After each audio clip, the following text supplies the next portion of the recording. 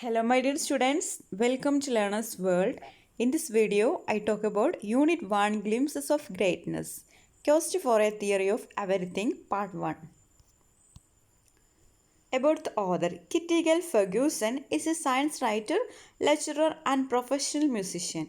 She has written many science books and biographies. Her works are known for their details and accuracy. She is known for her simple explanation of complicated scientific principles. Kitty Gail Ferguson ഒരു science writer ആയിരുന്നു, lecturer ആയിരുന്നു, അതുപോലെ ഒരു professional musician ആയിരുന്നു എന്നാണ് പറയുന്നത്. അവൾ ഒരുപാട് സയൻസ് ബുക്സ് എഴുതിയിട്ടുണ്ട്, അതുപോലെ ബയോഗ്രഫീസ്, ജീവചരിത്രങ്ങളും എഴുതിയിട്ടുള്ള ഒരാളായിരുന്നു Kitty Gail Ferguson.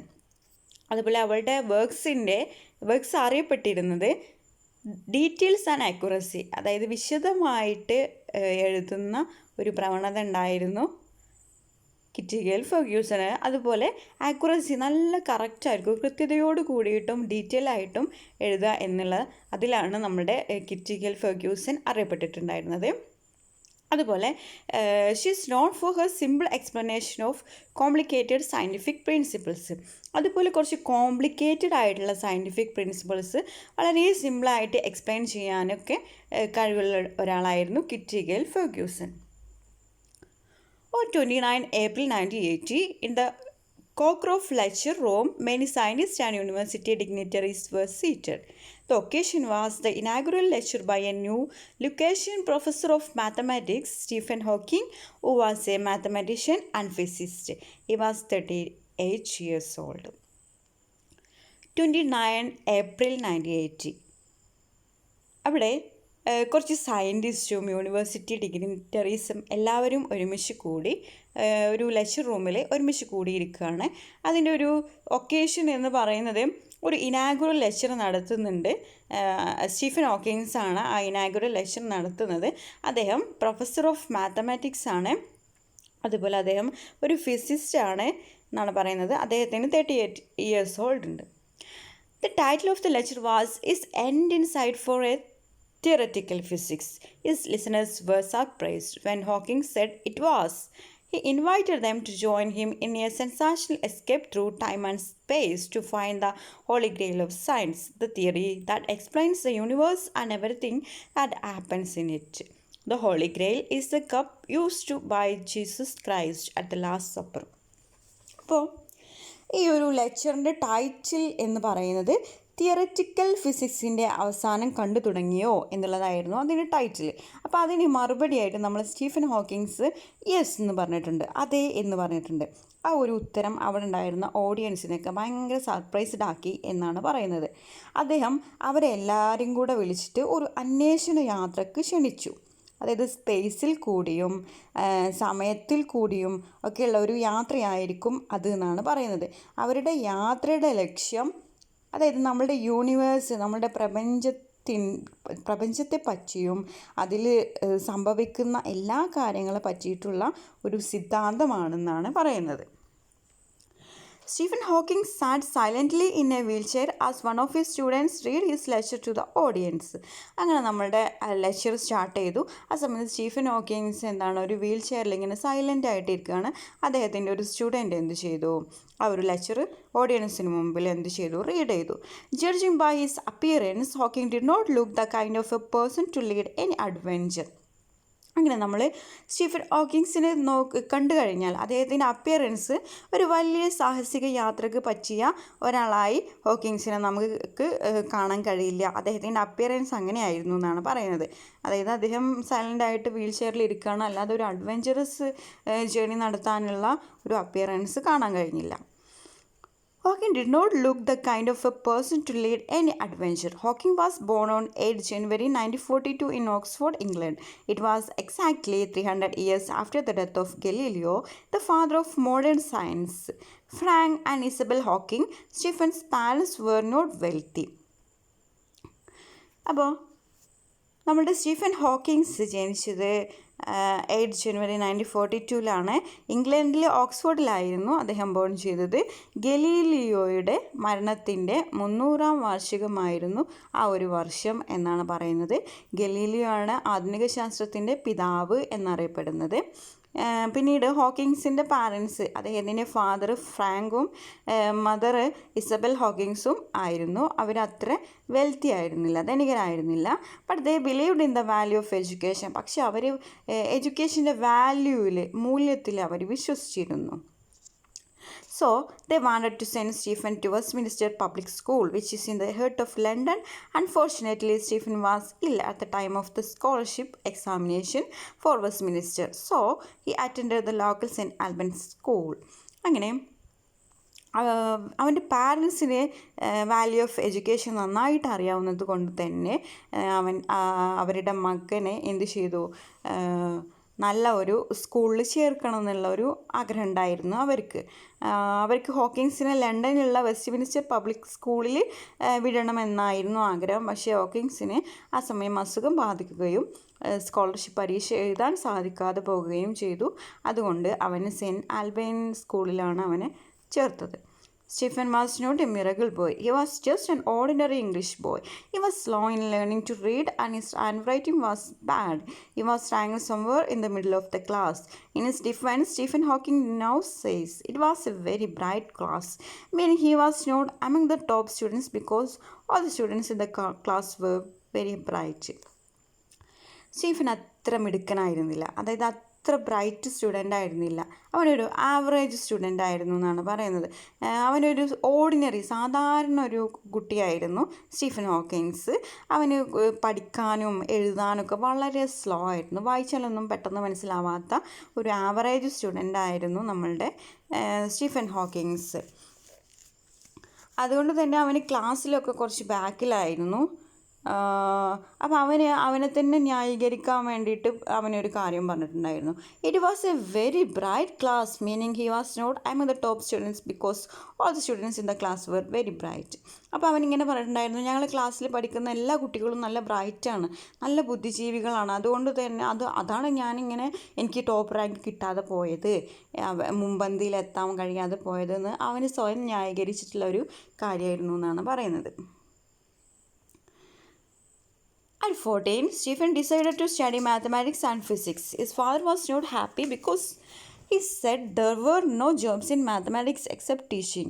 Moreover, he wanted his son to attend Oxford, where he himself had studied, but Oxford offered no mathematics. അങ്ങനെ ഏജ് 40 സ്റ്റീഫൻ ഡിസൈഡ് ചെയ്തു അവനെന്ത് മാത്തമാറ്റിക്സും ഫിസിക്സും പഠിക്കണമെന്ന് അവൻ ഡിസൈഡ് ചെയ്തു. പക്ഷേ അവൻ്റെ ഫാദർ അതിനോട് താല്പര്യം കാണിച്ചിരുന്നില്ല. ഫാദർ പറഞ്ഞിട്ടുള്ളൊരു റീസണ്, നീ മാത്തമാറ്റിക്സ് പഠിച്ചു കഴിഞ്ഞാൽ അതിന് ജോബ് സ്കോപ്പ് കുറവാണ്.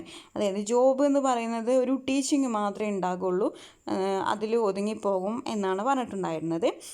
അതുപോലെ ഫാദർ പഠിച്ചിട്ടുണ്ടായിരുന്നത് ഓക്സ്ഫോർഡിലാണ്. അതുകൊണ്ട് നീയും മകനും അവിടെ തന്നെ പഠിക്കണം എന്നുള്ളൊരു ആഗ്രഹം അച്ഛനുണ്ടായിരുന്നു എന്നാണ് പറയുന്നത്. പക്ഷേ ഓക്സ്ഫോർഡ് യൂണിവേഴ്സിറ്റിയിൽ എന്തില്ല, മാത്തമാറ്റിക്സ് ഇല്ല എന്നാണ് പറയുന്നത്. So Stephen follow his father's advice and studied chemistry, physics and only a little mathematics in preparation for the entrance to Oxford. അങ്ങനെ സ്റ്റീഫൻ എന്ത് ചെയ്തു, അച്ഛൻ്റെ അഡ്വൈസൊക്കെ സ്വീകരിച്ച് അവന് കെമിസ്ട്രിയും ഫിസിക്സും കുറച്ച് മാത്തമാറ്റിക്സും പഠിച്ചു. അങ്ങനെ അവന് ഓക്സ്ഫോർഡിലെ എൻട്രൻസിന് പ്രിപ്പയർ ചെയ്തു. He did well in physics and was accepted there. In 1959, at 17, Hawking went to Oxford to study natural science and to specialize in physics. അങ്ങനെ 1959 അവന് ഏജ് എത്രയാണ്, 17 years ഓൾഡാണ്. അങ്ങനെ അവന് ഓക്സ്ഫോർഡിലേക്ക് നാച്ചുറൽ സയൻസും അതുപോലെ ഫിസിക്സിൽ സ്പെഷ്യലൈസ് ചെയ്യാൻ വേണ്ടിയിട്ട് അവൻ പോയി. ഈ join university college, the oldest at Oxford, founded in 1249 AD. His father had studied there. അങ്ങനെ അവന് യൂണിവേഴ്സിറ്റി കോളേജിൽ ജോയിൻ ചെയ്തു. അവിടെയാണ് ഏറ്റവും പഴക്കമുള്ള ഒരു കോളേജായിരുന്നു അത്. അവൻ്റെ ഫാദറൊക്കെ പഠിച്ചിട്ടുണ്ടായിരുന്നത് അവിടെയാണ്. For about 1 year Hawking was lonely and board. അങ്ങനെ ഒരു വർഷം കഴിഞ്ഞപ്പോൾ ഹോക്കിങ്സിന് ഭയങ്കര ബോറായിട്ടൊക്കെ തോന്നി. അവൻ ലോൺലി, അവനൊരു ഏകാന്തത ഒക്കെ അനുഭവിക്കാൻ തുടങ്ങി. He did not feel any inspiration to well in his academics. അവൻ്റെ അക്കാദമിക്സിലൊന്നും നല്ല രീതിയിൽ അവന് ഇമ്പ്രൂവ് ചെയ്യാനൊന്നും കഴിഞ്ഞില്ല. But by the middle of second year he began enjoying Oxford. അങ്ങനെ സെക്കൻഡ് ഇയറിൻ്റെ ഒരു പകുതിയൊക്കെ ആയപ്പോൾ അവൻ എന്ത് ചെയ്തു, ഓക്സ്ഫോർഡ് ഒരു ലൈഫ് അവൻ എൻജോയ് ചെയ്യാൻ തുടങ്ങി. He became popular and was well accepted by his peers. അങ്ങനെ അവൻ കോളേജിലൊക്കെ പോപ്പുലറായി. അവൻ്റെ ഫ്രണ്ട്സും അവൻ്റെ കൂടെയുള്ള ആളുകളൊക്കെ അവനെ ആക്സെപ്റ്റ് ചെയ്യാൻ തുടങ്ങി. He was lively, buoyant and adaptable. He had long hair. He was famous for his wit. അവൻ നല്ല ഉത്സാഹഭരിതനായിരുന്നു എന്നാണ് പറയുന്നത്. അവന് നല്ല ലോങ് ഹെയർ ഉണ്ടായിരുന്നു. അതുപോലെ അവൻ്റെ വിറ്റിൽ, അവൻ്റെ നർമ്മത്തിൽ അവന് ഫേമസ് ആയിരുന്നു. He liked classical music and science fiction. അവന് ക്ലാസിക്കൽ മ്യൂസിക്കും സയൻസ് ഫിക്ഷനും ഒക്കെ നല്ല ഇഷ്ടമുള്ള ആളായിരുന്നു. It took part in sports. അവന് സ്പോർട്സിലും അത്യാവശ്യം അവൻ്റെ കഴിവൊക്കെ തെളിയിച്ചിട്ടുണ്ടായിരുന്നു എന്നാണ് പറയുന്നത്. By the end of the third year however things were bad for Hawking. അങ്ങനെ തേർഡ് ഇയറിൻ്റെ എൻഡ് ആയതോടുകൂടി അവൻ്റെ കാര്യങ്ങളൊക്കെ അവനെ സംബന്ധിച്ചിടത്തോളം മോശമായി വന്നു. He selected theoretical physics as a speciality. അങ്ങനെ തിയററ്റിക്കൽ ഫിസിക്സ് അവനെ സ്പെഷ്യലൈസ് ചെയ്തു. He had then applied to do a PhD at Cambridge. പിന്നീട് അവന് കാംബ്രിഡ്ജിൽ PhDക്ക് വേണ്ടിയിട്ട് അപേക്ഷിച്ചു. He was accepted on the condition that he got a first from Oxford. Hawking thought he could get through successfully, but as examination came his confidence failed. അങ്ങനെ ഹോക്കിങ്സിനൊരു വിശ്വാസം ഉണ്ടായിരുന്നു അവൻ എന്തായാലും ഫസ്റ്റ് കിട്ടുമെന്ന്. പക്ഷേ എക്സാമിനേഷനൊക്കെ നടന്നു, കാര്യങ്ങളൊക്കെ മറിഞ്ഞു, അവൻ്റെ കോൺഫിഡൻസ് ഒക്കെ നഷ്ടപ്പെട്ടു. Hawking got only borderline marks between a first and a second. ഹോക്കിങ്സിന് കിട്ടിയ ഒരു മാർക്ക് എന്ന് പറയുന്നത് ഒരു ബോർഡർ ലൈൻ മാർക്കായിരുന്നു. അതായത് ഫസ്റ്റിൻ്റെയും സെക്കൻഡിൻ്റെയും ഇടയിലുള്ള ഒരു മാർക്കായിരുന്നു എന്നാണ് പറയുന്നത്. As he had only a borderline result, his examiners called him for an interview and asked him about his plans. He told the examiners boldly, "If I get a first, I shall go to Cambridge. If I receive a second, I will remain at Oxford. So, I expect that you will give me a first." He got his first and he went to Cambridge. അങ്ങനെ അവനൊരു border line റിസൾട്ടാണല്ലോ കിട്ടിയത്. അപ്പോൾ അവിടുത്തെ എക്സാമിനേഴ്സൊക്കെ അവനെ വിളിച്ചിട്ട് അവനൊരു interview കൊടുത്തു. അപ്പോൾ അവനോട് ചോദിച്ചിട്ടുള്ളൊരു ക്വസ്റ്റ്യൻ എന്താണെന്ന് വെച്ചാൽ അബൌട്ട് ഹിസ് പ്ലാൻസ്, അവൻ്റെ ഇനിയുള്ള പ്ലാനുകൾ എന്താണ് എന്നുള്ളതായിരുന്നു. അതിനവന് മറുപടി കൊടുത്തത് വളരെ വിറ്റായിട്ടാണ് അവന് മറുപടി കൊടുത്തത്. അതായത് എനിക്ക് ഫസ്റ്റ് കിട്ടുകയാണെങ്കിൽ ഞാൻ എന്തായാലും കാംബ്രിഡ്ജിലേക്ക് പോകും, എനിക്ക് ഫസ്റ്റ് കിട്ടിയില്ല, എനിക്ക് സെക്കൻഡ് ആണെങ്കിൽ ഞാൻ ഓക്സ്ഫോർഡിൽ തന്നെ നിൽക്കും, അതുകൊണ്ട് നിങ്ങൾ എന്ത് ചെയ്യണം, എനിക്ക് ഫസ്റ്റ് തരികയാണെങ്കിൽ എനിക്ക് കാംബ്രിഡ്ജിലേക്ക് പോകാം, എനിക്ക് ഫസ്റ്റ് തരണം എന്നവൻ പറയുന്നുണ്ട്. He got his first and he went to Cambridge. അങ്ങനെ അവന് ഫസ്റ്റ് കിട്ടുന്നു, അവൻ കാംബ്രിഡ്ജിലേക്ക് പോകുന്നു. His first year at Cambridge was worse than that at Oxford. അങ്ങനെ അവൻ്റെ കാംബ്രിഡ്ജിലെ ഫസ്റ്റ് ഇയർ എന്ന് പറയുന്നത് നമ്മുടെ ഓക്സ്ഫോർഡിലേക്കാളും ഭയങ്കര മോശമായിരുന്നു എന്നാണ് പറയുന്നത്. His poor mathematical background trouble him. അവൻ മാത്സിൽ വീക്കായിരുന്നല്ലോ, അപ്പോൾ അതൊക്കെ അവന് ഭയങ്കര ബുദ്ധിമുട്ടുണ്ടാക്കി. He found general relativity extremely tough. അതുപോലെ ജനറൽ റിലേറ്റിവിറ്റി ഒക്കെ അവന് ഭയങ്കര ടഫായിരുന്നു. There was even a bigger problem during his third year. He had started getting a bit careless. ഇതിൽ കൂടുതൽ വലിയൊരു പ്രശ്നം അവൻ്റെ ജീവിതത്തിലുണ്ടായി. അവൻ തേർഡ് ഇയർ ആയ സമയത്ത് കുറച്ച് കാര്യങ്ങളൊക്കെ അവന് സംഭവിക്കാൻ തുടങ്ങി. അവന് കുറച്ച് കെയർലെസ് ആയി. അവന് he had fallen once or twice for no apparent reason. അവനൊരു കാരണമില്ല, അത് 1-2 പ്രാവശ്യം വീഴാനൊക്കെ തുടങ്ങി. Soon he had trouble trying his shoes and sometimes he had difficulty in talking. അവന് സംസാരിക്കാൻ ബുദ്ധിമുട്ടായിട്ട് തോന്നി, അവൻ്റെ ഷൂ ടൈ ചെയ്യാനും ബുദ്ധിമുട്ടായിട്ട് തോന്നി. In 1963, shortly after his 21st birthday, he got a rare disease, amyotrophic lateral sclerosis, for which there were no known cure. അങ്ങനെ 1963 അവൻ 21st ബർത്ത്ഡേ ഒക്കെ ആയ സമയത്ത് അവന് തിരിച്ചറിഞ്ഞു അവനക്കൊരു റയർ ഡിസീസ് ഉണ്ടെന്ന്. അമിയോട്രോഫിക് ലാറ്ററൽ സിറോസിസ് എന്ന് പറഞ്ഞിട്ടുള്ള ഒരു ഡിസീസ് ഉണ്ടെന്ന് അവന് മനസ്സിലാക്കി. അതിനൊരു വലിയൊരു അത് മാറ്റാൻ അധികം മെഡിസിൻസ് ഒന്നും കണ്ടുപിടിച്ചിട്ടില്ല എന്നുള്ളതൊക്കെ അവൻ മനസ്സിലാക്കി. It caused A gradual disintegration of the nerve cells in the spinal cord and the brain. അതായത് അത് ക്രമേണ നെർവ് സെൽസിൽ നിന്ന് സ്പൈനൽ കോഡിലേക്കും അതുപോലെ ബ്രെയിനിലേക്കൊക്കെ വ്യാപിക്കുന്ന ഒരു രോഗമായിരുന്നു എന്നാണ് പറയുന്നത്. He went in a deep depression. അങ്ങനെ അവനൊരു ഡിപ്രഷനിലേക്ക് കടന്നു. He did not know what to do and what his future would be. അവൻക്കറിയില്ല എന്താ ചെയ്യുക, എന്തായിരിക്കും അവൻ്റെ ഭാവി എന്ന്.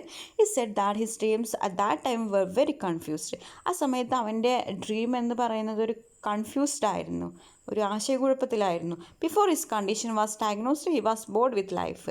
അങ്ങനെ അവന് ആ ഒരു രോഗം സ്ഥിരീകരിക്കുന്നതിന് മുമ്പ് അവൻ്റെ ജീവിതം ഭയങ്കര ബോറായിരുന്നു, അവൻ്റെ ജീവിതമൊക്കെ മടുത്തിരുന്നു എന്നാണ് പറയുന്നത്. But after he came out of hospital, he dreamt that he was going to be executed. He realized then that there were a lot of important things to do if he was given a reprieve, more time to live. അപ്പോൾ അങ്ങനെ അവൻ ഹോസ്പിറ്റലിലൊക്കെ പോയി വന്നപ്പോഴാണ് അവനക്കൊരു തിരിച്ചറിവ് വന്നത്. അതായത് അവന് എന്തായാലും മരണപ്പെടും, അവനെ ആരോ കൊല്ലുന്നതായിട്ടൊക്കെ അവന് സ്വപ്നം കാണുന്നുണ്ട്.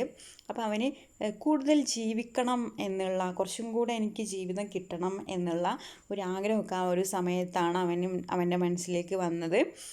അതുപോലെ നല്ല കാര്യങ്ങൾ, മരിക്കുന്നതിന് മുമ്പ് നല്ല കാര്യങ്ങൾ ചെയ്യണം എന്നുള്ളതൊക്കെ അവന് തോന്നാൻ തുടങ്ങി. And the recurring dream he use to have was sacrificing his life to save others. അതുപോലെ അവൻ്റെ ഒരു ഡ്രീം, അതായത് നല്ല കാര്യങ്ങളൊക്കെ ചെയ്യുക, മറ്റുള്ളവർക്ക് അവൻ്റെ ജീവിതം സാക്രിഫൈസ് ചെയ്ത് മറ്റുള്ളവരെ സേവ് ചെയ്യുക എന്നുള്ള ചിന്തകളൊക്കെ അവൻ്റെ മനസ്സിൽ വരാൻ തുടങ്ങി. If he was going to die he thought he should do some good things. അപ്പോൾ അവന് ചിന്തിക്കാൻ തുടങ്ങി, ഞാൻ ഇനി മരിക്കാൻ പോവുകയാണെങ്കിൽ അതിന് മുമ്പ് എനിക്ക് കുറച്ച് നല്ല കാര്യങ്ങളൊക്കെ ചെയ്യണം. The doctors thought his condition would stabilise but it went from bad to worse. അപ്പോൾ ഡോക്ടേഴ്സൊക്കെ പറഞ്ഞു അവൻ്റെ കണ്ടീഷൻ ഇങ്ങനെ സ്റ്റെബിലൈസ്, അതായത് സ്ഥിരമായിട്ട് നിൽക്കും എന്നൊക്കെ പറഞ്ഞു. പക്ഷേ അത് വളരെ മോശമായിട്ടുള്ള അവസ്ഥയിലേക്കാണ് അവൻ്റെ രോഗം പോയിക്കൊണ്ടിരിക്കുന്നത്. They told him that he had only 2 years to live. അപ്പോൾ ഡോക്ടേഴ്സൊക്കെ പറഞ്ഞു, നീ ഇനി 2 വർഷം കൂടെ ജീവിച്ചിരിക്കുള്ളൂ എന്നുള്ളത്. 2 years പാസ്റ്റ്. അങ്ങനെ 2 വർഷം കഴിഞ്ഞു.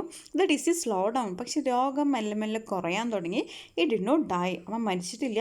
He said that although a cloud was ഹാങ്ങിങ് over his future he was enjoying the present more than before. അപ്പോൾ അവന് ഇതുവരെ ഉള്ളതിനേക്കാളും കുറച്ചും കൂടെ ലൈഫൊക്കെ എൻജോയ് ചെയ്യാനൊക്കെ തുടങ്ങി എന്നാണ് പറയുന്നത്.